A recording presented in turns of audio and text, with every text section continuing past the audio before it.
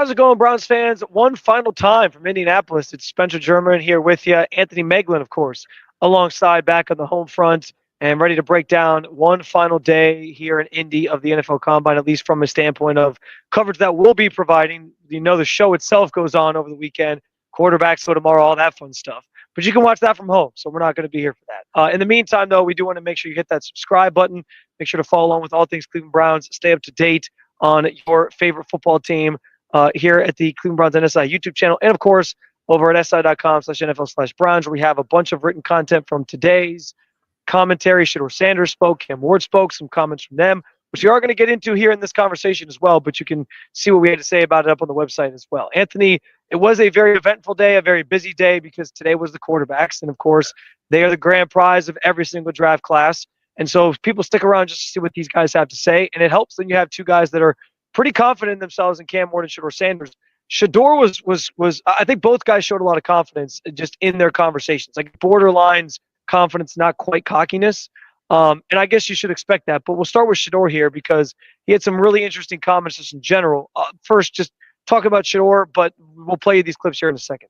Yeah, just my first thought on Shedeur is like he's so polished in these scenarios, right? Knew what he was going to say and was in it all day. We talked about it earlier in the week about, all this stuff is planned out and, it's none of it's an accident. So everything he says, is calculated, which is great. And yeah, I mean, he's the get in line for guys who say that they can turn the culture around in Cleveland. Like you hear it every single year, it feels like. And now that the Browns are back picking a quarterback this year, it's fun. These days are more fun for us, right? Where you're looking at a guy like Cam Ward, who we'll get to in a minute. I loved what he had to say, but also loved what Shedeur had to say. Like these are two guys that know the challenge that'll be ahead of them if they are selected by the Cleveland Browns. It's not going to be easy, but you're going to be required to not only win football games, but really kind of repair a fan base that's kind of, being ripped apart right now for a number of different reasons. But it's going to be a heavy weight on these guys' shoulders. Well, let's play this first Shedeur Sanders clip because one thing he was very adamant about was like, don't draft me if you don't want to change your culture. We'll play you that one here first. That's the plan. If that's not what you're trying to do, don't get me. If you ain't trying to change the franchise or the culture, don't get me. So you should know history repeats itself over and over and over. And I've done it over and over and over. So it should be no question why an NFL franchise should pick me. So as an addition to that, though, he was asked about the Browns specifically and why he could be the guy to fix the Browns, who have obviously dealt with quarterback failures time and time again. And he elaborated on what he meant by history repeats itself by alluding to the fact that he has at multiple places helped change the cultures there. Yeah, I mean, I think that's I didn't even think of that. Well, at Jackson State and then goes to Colorado, and that's a losing program for forever. Obviously, brought a ton of guys along with him, but it's still it's impressive to do. And I didn't even think of that until he brought it back up.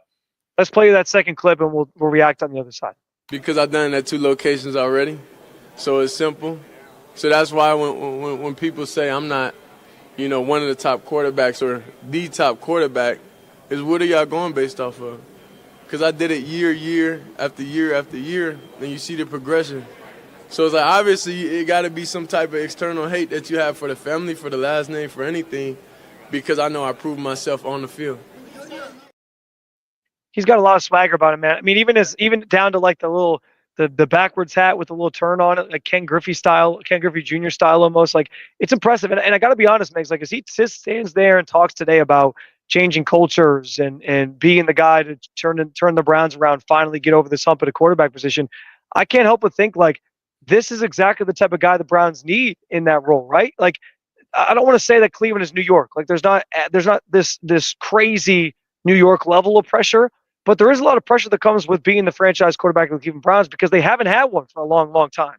And so if there's anybody that can handle that can handle the spotlight, that can handle, changing the narrative about that position in this town specifically, not this town, Indy, but the town of Cleveland, it's Shedeur Sanders. Like that confidence feels like something that the Browns could really use on this roster and at that position specifically. Yeah, and he just oozes it. It's just the way that he handles himself, the way he talks, and it's all backed up, right? And we've seen this before, right? Feels like Baker was a similar way. Baker, I think, toed the line a little bit more of getting a little bit closer to that cockiness level, but it was like that's kind of what you need to try and turn these things around. And just like I said just a minute ago, like I didn't even consider that that he turned around, Jackson State and then turned around Colorado. Like he's seen programs that have been at the depths. He's had to work himself out of it. That stuff doesn't happen because you bring two guys in Shedeur Sanders and Travis Hunter to town. Like a lot of work goes into it, regardless of who you are, and it's a valid point that he's been there, done that a number of times in his career already. As much as I think he could change the culture around, I think Cam Ward feels like he could do the same. He was equally as confident at his podium session today. And what was interesting today, Anthony, is the fact that, we've heard a lot from Shedeur already this offseason. He talked at the Shrine Bowl. He's been on social media. Cam, it's been a little less of that. There's been a few moments, but I like today was the first time he really talked to like a scrum of media about his draft situation and different teams that could be interested in him. And I found it pretty interesting. We'll start with this though, because something that struck me about his conversation today was that Shedeur already answered what his number one trait was back in January. He was asked what his number one trait was. And I know we say we don't know how he would work with the Browns and the Browns have changed their offense, but this thing he names is something that could work in Cleveland. I think my best trait is winning from the pocket, and I got better at that over my years throughout college. And at the end of the day, as a quarterback, you can't rely on scramble drill and having to win out of structure because you can't win in the pocket. You'll never be successful. If you want to ask whether or not Cam Ward can operate in the pocket enough consistently, because his tape shows you, yes, he does bail sometimes, he does hold the ball longer, and he kind of makes plays out of the pocket, and that is a fair knock on him right now. But he's sitting there telling you that he thinks it's actually his number one trait that he can operate from the pocket. And you do see some of that on the tape as well. I'm not trying to say you don't. But what I think is most notable about that, though, Anthony, is like him admitting that he knows he has to do that at the NFL level tells me that he's ready to be coachable. He's ready to learn how to do it even more consistently. And he's ready to, do what it takes to be a great NFL quarterback. And so if he can actually perfect that, and there is a lot, if you watch his tape too, which I know you have, like there's a lot of play action. And that is Kevin Stefanski's offense thrives in play action. Like, so there's at least some breadcrumbs here into believing that this can work with Cam Ward as much as it can maybe work with Shedeur Sanders. Yeah, I love the answer, right? And yeah, maybe it's scripted, maybe it's not, maybe he was told to say that or whatever the case is, but it's a great answer because this is exactly what we're saying. Part of the argument to go draft Shedeur Sanders is because we're all like, yeah, he fits what Kevin does a little bit better than maybe what Cam Ward or than what Cam Ward could do. But if Cam Ward's going to sit here and tell us that his biggest strength is thrown from the pocket, and I think that regardless of it is or not, I would push back a little bit and say, hey, dude, you're pretty darn good about getting out of the pocket and keeping your eyes downfield and throwing the ball with deadly accuracy. I would say that it's good that it's on the top of his mind, right? And it's something, to your point, Spence, that like he will be coachable in that aspect of his game. I think that part's equally powerful to me of like, all right, he gets it. He knows what he needs to work on, knows that, this is something that if he is drafted by Cleveland or even Tennessee for that matter, like in the NFL, you're going to be under center and you're going to have to operate from the pocket. It's great that you can get out and do that. He's already got that in his bag. But if he can develop that pocket presence, that'll just take him to the next level and force him to be successful at the NFL level. It's a luxury to have somebody who can do both and be able to do that when things get tight. I will say the only thing that I guess is a little bit of like a red flag is you just try to mold an offense around a player that has has a certain talent or skill set that maybe is different than what's the perfect fit for your offense, and it didn't work. So maybe the difference here is like it's a young guy. It's a guy you get to kind of coach and mold. He's not somebody who'd been at the NFL level and already like had some success with what he wanted to do and sort of brought that to Cleveland and said, this is what I want to do. So I don't know. Maybe there's a way to make it work with Cam Ward. But the Browns have seemed open to both these guys throughout the week. And I think their comments today at least made it seem like they're at least interested back. And we'll play you. Go ahead and say what you want to say, but then go ahead and play the second clip where he talked about like how the Browns would be a fit for him. Feel real good. Being able to meet with the GM, finally meet the quarterback's coach in person, the OC as well. They do an unbelievable job on offense, getting people open. They got an unbelievable offensive line. Jerry Jeudy's one of the best receivers in the league. So, if I'm hoping to go there, I know it'll work out good. One of the things that stood out from that for me, Megs, was him mentioning that the receivers, they do a good job of getting guys open. Because we talk about that so much in Stefanski's offense. Like, that is a key thing that we see. And, that makes his job a little bit easier if he were to go there. And how many times did we look at it last year of like, oh my gosh, there's Elijah Moore running right across the middle on a dig route wide open, and we didn't get it to him. Or David Njoku running open down the field, didn't get him the ball. Or Cedric Tillman. I mean, the list goes on and on. But good answer. He's well studied up on the Browns roster.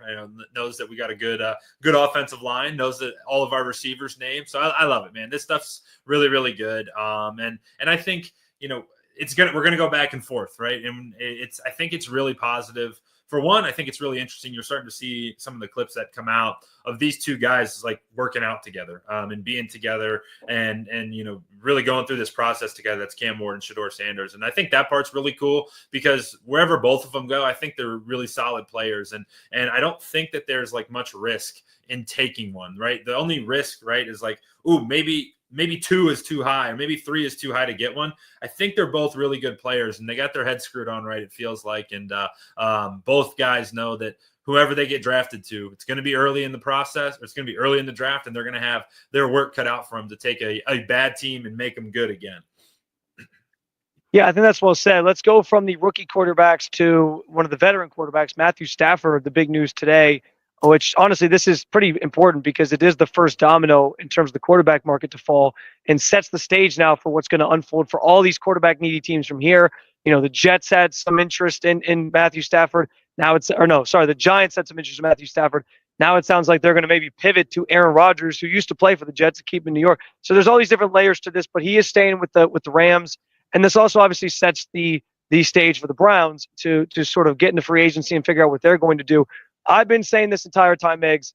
I'm expecting the Browns to sign a veteran and at least draft one quarterback, maybe draft 2 quarterbacks for all I know. Yeah. And I do think that veteran is going to end up being Kirk Cousins. I think the Falcons owe him like a roster bonus, like a couple days into the new league year, like 5 days in the new league year. They're not going to give him more money when he's already eating up all this money as a backup on the roster. They can say all they want. They're going to keep him. I don't buy it. I think they cut him. I think he ends up with the Browns. That's their veteran. And then we wait another month or so to figure out what they're going to do in the draft. Yeah, I think you're dead on there. And I'll cash my bottom dollar ticket that I put in last night to that Stafford will be the LA Rams quarterback. Felt like a weird situation.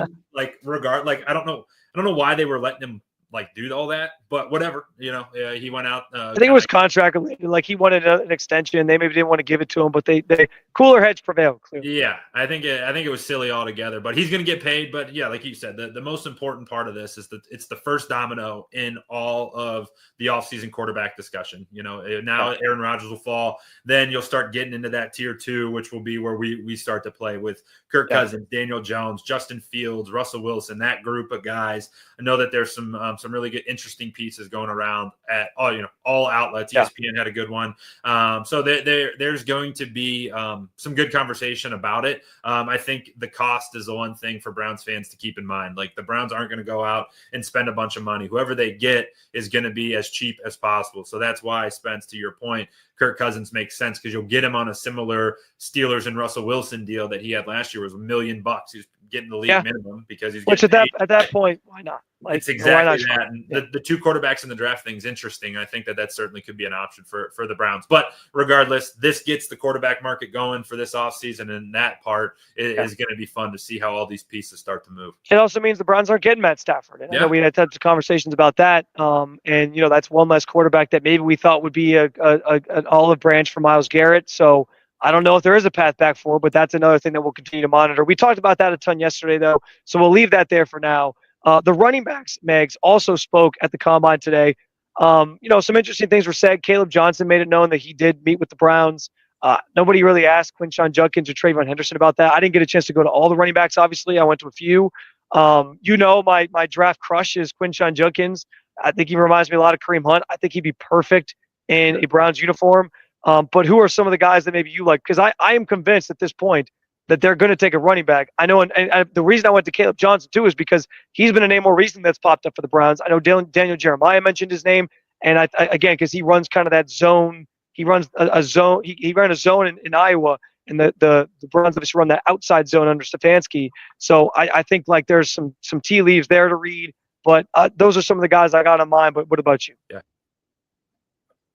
Yeah, Caleb Johnson obviously stands out. He's a really good player. I don't know, you and I were texting today. I think the Browns definitely draft the running back. You're in that market now with Nick Chubb, potentially on his way out, regardless of if he's a Brown next year or not. He's on the back half of his career for sure. So you're going to need to kind of refill that. I love the 2 Ohio State guys. Obviously, Travion, I think, actually reminds me a lot of the way Nick Chubb plays. I don't know if he'll be available when the Browns are going to be picking running back, which I think is probably like 3rd roundish. That's just me speculating. But a couple names to kind of keep in the back of your mind. Cam Skattebo from Arizona State. Obviously, he got the hype at the end of the year when the playoff run, that game that he had. Is he going to be Peyton Hillis 2.0? Maybe. I wouldn't hate it. I certainly would. I'd get a Skattebo jersey for sure. Hopefully he gives you more than one good year, though. That's the thing. Yeah, right. But he's a name that certainly could be there. Another guy, Khalil Mullings. That's one that I kind of have circled, right? He's a Michigan running back. Obviously, if you're in this, watching this show with us, potentially you're an Ohio State fan and potentially watch what he's done or what he did to the Buckeyes last year. But I think he's a really solid running back, and he's been in a pro-style scheme and under center rushing attack, which I think gives him the leg up on some of these guys who are primarily running out of the shotgun for the majority of their snaps. So there's a handful of names. What I will say is that the running back group, the running back class is very, very deep. It starts with Ashton Genty at the top. Then there's a little gap. And then there's a handful of guys, Dylan Sampson, another one from Tennessee, that you could get in that 2nd, 3rd round that could be very valuable for your team. It is a very deep class. I'm convinced, like you, that the Browns are going to take at least one. And there's a lot of good options out there. I think some of the names you mentioned certainly could be on the radar for the Browns. But we'll see how that position plays out because it's a need, and there's a lot of good options this year in the draft. Let's wrap up with this, Megs. A good way, I think, to sort of put the kibosh on this week. Just any overall thoughts or feelings from takeaways, if you will, from the 2025 NFL Combine. You want to ask me? I'm asking you, what were your takeaway? You were there. How was the quarterback vibe? The vibes around the quarterbacks today. Obviously, today was the most hyped day. Yeah. What are some of the things you may have heard, taken away, seen, felt while you were? So one thing I'll say is, it did seem like some momentum was gained this week on like the Titans really maybe taking Travis Hunter, which is kind of interesting. Mm-hmm. And honestly, the other thing that came up in conversation because of that is like it almost feels like the Browns are kind of screwed at 2, because unless you think these quarterbacks are so good that they're going to be the franchise guy, because like if Travis Hunter goes 1, even if he doesn't go 1, though, like your options at 2 end up being like maybe one of these quarterbacks, Abdul Carter, who has this foot injury, and I already said you can't take Abdul Carter at 2 with all the risk that's involved in that now, so he's off the board for me. And then a guy that's a 2-way player that could be like generational, but also like isn't your most pressing need, and you view him as a wide receiver. So like it's a weird spot to be in if you're the Browns, which almost makes me think they're going to trade back even more than I thought before. But it's an interesting spot to be in. I would say that's one of my big takeaways. On top of, I just think like this Myles Garrett stuff is so fascinating, and I don't know like what the end result is because both sides seem like really staunch in their position, and they're not really giving any ground. And again, because Myles doesn't want, it's not about the money. I don't know how you get him back on board. Yeah, that's going to be really interesting. Schefter talked about it today. I know he was doing some media rounds. I heard him on Part of My Take talk about it. It's like, yeah, it's exactly what we've been saying. It's a really complicated thing because it's not on the end of his contract. Like he's dead set in the middle of his contract, and there's so much money tied into him that it's going to be really interesting. It's going to get ugly before it gets any better. Which really, why would he sign an extension and give them more leverage over his future? You're right, man. So. It's a weird situation. And I'll also say this on the quarterback front. I remain confused as to who they like more or less, whatever. I think a lot of that could just be the way they're sort of strategically not giving anything away. Maybe it means they don't really love either of them. And they're just kind of speaking about them both generally. But I do think it's at least a sign that they are considering both. Like they've given you stances on why either guy could be a fit. And now it's just about like seeing what the next couple weeks and months bring in terms of and free agency and in terms of where their heads are at and what they want to do. The one thing that I took away, and you got to be careful with what you see, especially scrolling on Twitter. But there was some scuttlebutt. Yeah, there's some bots. There's a lot of porn bots on there. Yeah.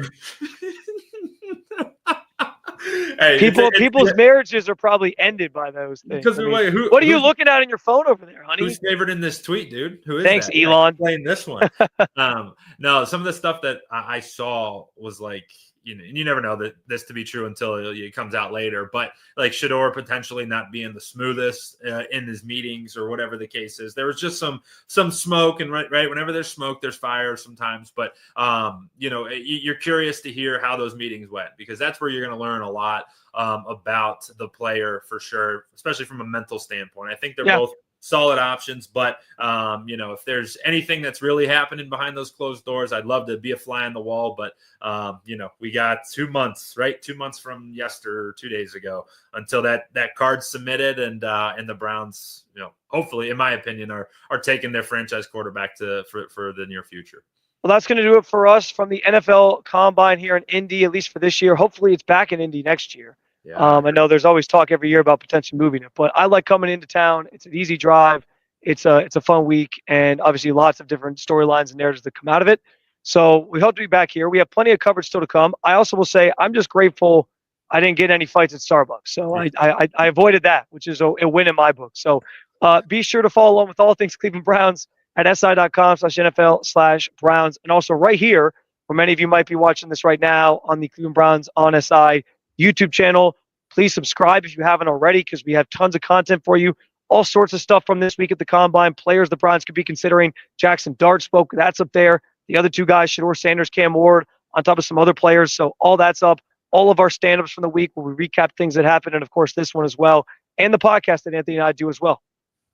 Harold Fannin. I threw a finger up. There's a interview that everyone needs to go listen to. Harold Fannin. Jr. Yes. I forgot. I got so many press conferences this week, I forgot that I got Harold Fannin. A Canton kid, close to my heart. I'm from Canton myself. He went to Canton McKinley. He's an unbelievable player. If you don't know the name, go just Google him. Google his tape from Bowling Green. He's potentially the best tight end in the draft. And if the Browns took him at 2, I would be the biggest fan of him of all time. Oh, and wait, Tyler Warren. I know we can't. We're shutting it down. Tyler Warren's quote yesterday about he wears number 44 because of Tim Riggins. It was the all-time football. I did not hear that. That's hilarious. That's really funny. That's good. I didn't catch that yesterday. That's funny. Yeah. Anyway, guys, we appreciate you stopping by as always. For Anthony Moeglin, I'm Spencer German, signing off one last time from Indianapolis here in 2025. And keep on following along, as always, with your favorite football team, with the Cleveland Browns on SI.